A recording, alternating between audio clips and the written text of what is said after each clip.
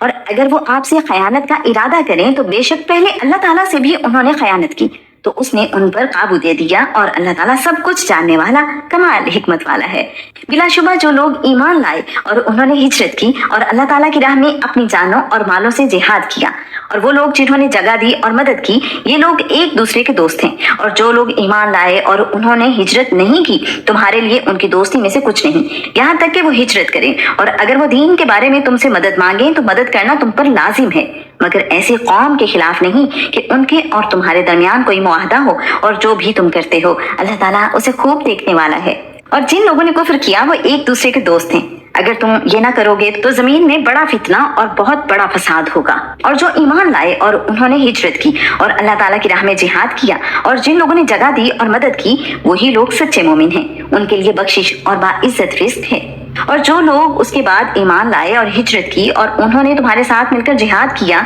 تو وہ تم ہی میں سے ہیں۔ اور رشتہ دار اللہ تعالیٰ کی کتاب میں ایک دوسرے کے زیادہ حقدار ہیں، یقیناً اللہ تعالیٰ ہر چیز کو خوب جاننے والا ہے۔